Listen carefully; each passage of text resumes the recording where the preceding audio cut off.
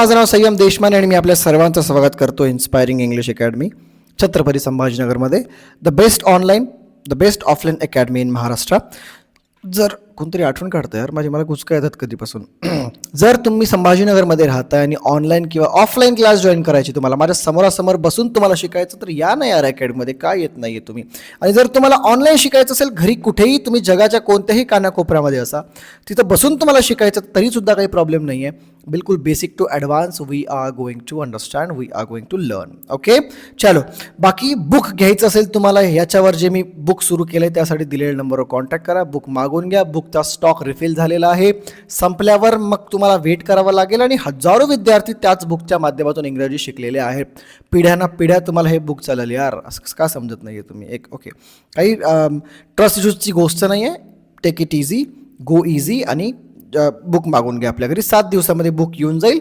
बुकबद्दल सगळी इन्फॉर्मेशन जर माहीत करायची असेल तर तुम्ही डे नंबर 1वर जाऊ शकता, पूर्ण व्हिडिओ बघा, त्याच्यामध्ये बुकबद्दल सगळी इन्फॉर्मेशन मी सांगितली आहे. एनिवेज, आज मला सगळ्यात जास्त विचारला गेलेला प्रश्न, ओके, सायलेंट वर्डवर सगळ्यात जास्त विद्यार्थी या ठिकाणी कन्फ्यूज होतात की यार सर आम्ही ना कसं लक्षात ठेवायचं, ओळखायचं कसं की यार सायलेंट वर्ड कोणतं, याच्यामधला सायलेंट वर्ड.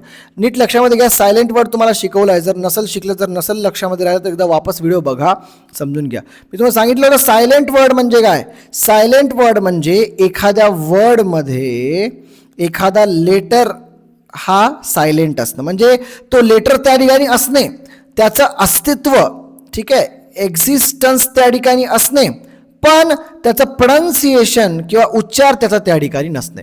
उदाहरणार्थ मी म्हटलं PALM, याचं काय प्रोनाउन्सिएशन आहे, कोण सांगेल मला याचं काय प्रोनाउन्सिएशन. याचं प्रोनाउन्सिएशन आहे पाम. काय प्रोनाउन्सिएशन, पाम प्रोनाउन्सिएशन आहे. मग या जर टेक्निकली पाहिलं तर याचं प्रोनाउन्सिएशन पाल्म असायला पाहिजे होतं, पण नाही, याचं प्रोनाउन्सिएशन पाम आहे. मग तुम्ही असाल सर एलचं कुठं गेलं, तर एलला का खाल्लं, तर यालाच आपण सायलेंट वर्ड म्हणतो, कारण एल या ठिकाणी हा सायलेंट वर्ड आहे. की ज्या ठिकाणी जर एखादा लेटर त्या ठिकाणी आहे पण त्याचा उच्चार होत नाही आहे, त्याला आपण सायलेंट वर्ड असं म्हणत, सायलेंट लेटर असं म्हणत असतो. ठीक आहे ना. अजून तुम्हाला एक्झाम्पल देतो भाई, BALM काय झालं, बाल्म झालं का, बाल्म, बाल्म झालं का, नाही, हे आहे बाम.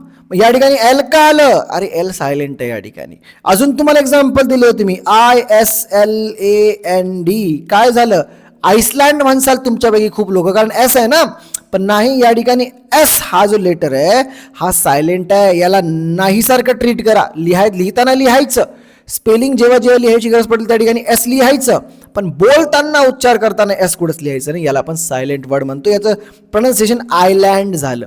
ठीक आहे ना. ISLE याला IL म्हणतात, असले म्हणत नाहीत, लक्षात ठेवा. ठीक आहे ना. अजून P वरून खूप, सायकियाट्रिस्ट, सायकियाट्रिस्टमध्ये CY वरून नाही आहे, PSY त्याच्यापासून सुरू होतं, P पासून सुरू होतं, तर P या ठिकाणी वर्ड हा सायलेंट आहे. मग सगळ्यात जास्त मला प्रश्न या ठिकाणी विचारला गेला की सर ओळखायचं कसं की याच्यामध्ये सायलेंट वर्ड कोणता आहे काय.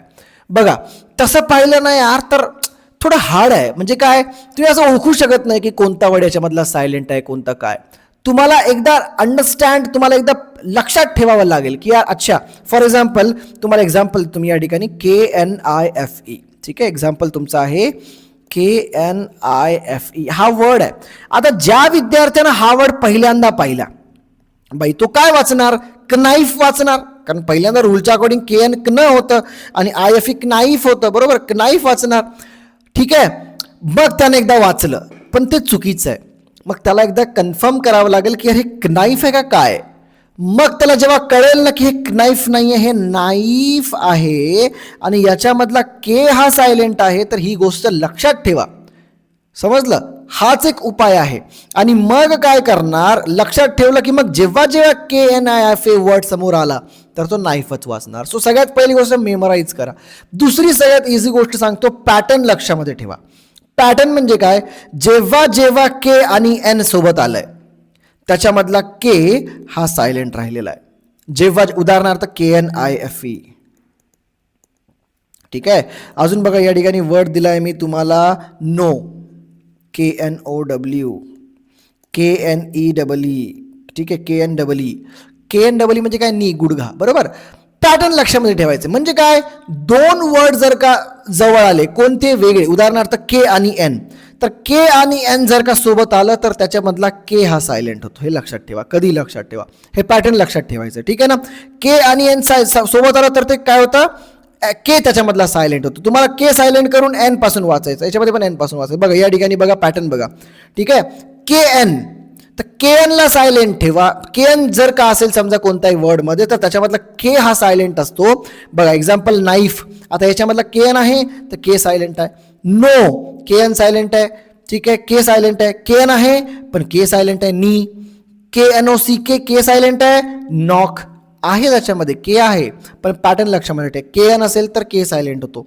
दुसरं काय, जी एन असेल तर जी म्हणजे ग सायलेंट होतं, गचं प्रोनाउन्सिएशन होत नाही. के मध्ये कचं प्रोनाउन्सिएशन होत नाही.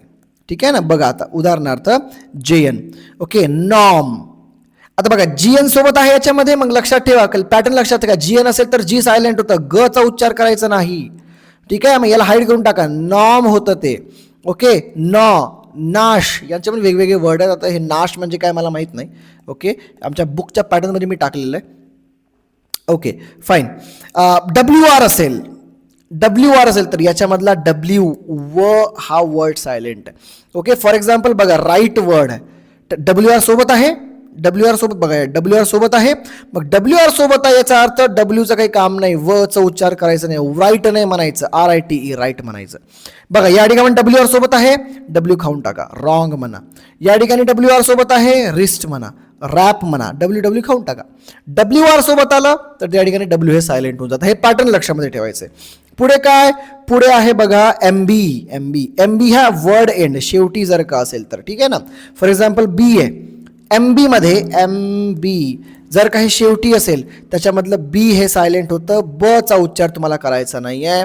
उदाहरणार्थ LAMB, तर लॅम्ब नाही म्हणायचं यार, लॅम्ब म्हणा, lamb, that's it.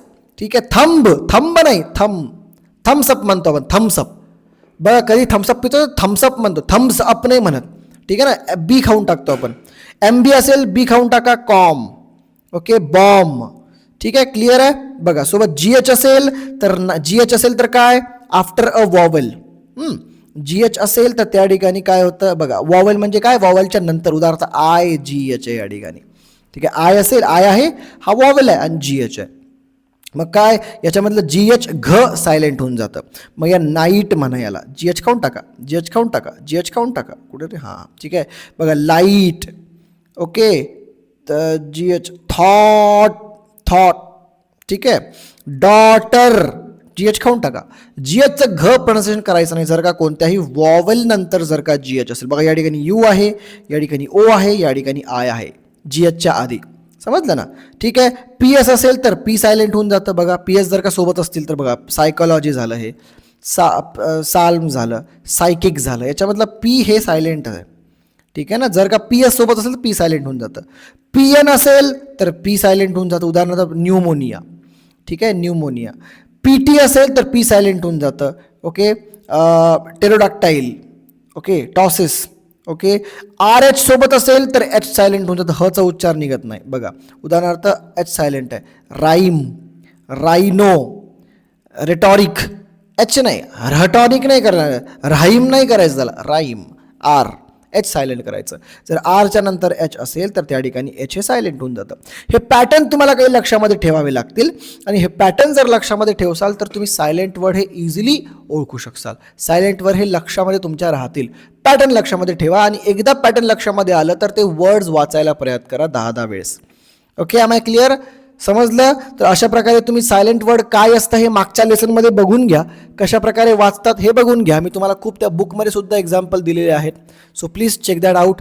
Okay, online class लावायचा असेल तुम्हाला, जर का ऑलरेडी बोलता येत असेल ऑनलाईन क्लास लावायचा तर या ठिकाणी या भाई, बोलायला सुरुवात करा. ओके, माझ्याकडे ऑनलाईन क्लासमध्ये या, ऑफलाईन क्लासमध्ये या. बाकी यूट्यूबवर खूप सिरीज आहेत माझ्या, त्या बघा. जर तुम्हाला टाईम ॲडजस्ट नसेल होत तर तुम्ही शिकू शकता. बिलकुल लाखो लोक शिकत आहेत, ट्रस्ट मी. आतापर्यंत 12 लाख विद्यार्थी एका वर्षामध्ये शिकलेत. I am not kidding. म्हणजे एका महिन्यामध्ये विचार करा, 1 लाख विद्यार्थी शिकतोय. तर तुम्ही का नाही शिकू शकत? बिलकुल शिकू शकता यार. Okay, that's it. Thank you so much for watching this video. Like share subscribe करा, चॅनल लाईक शेअर सबस्क्राईब करा. आणि अजून खूप नवीन नवीन गोष्टी मी टाकणार आहे माझ्या चॅनलवर. खूप नवीन नवीन कामाच्या गोष्टी टाकणार आहे. I hope you like it. Thank you so much. Will see you in next video.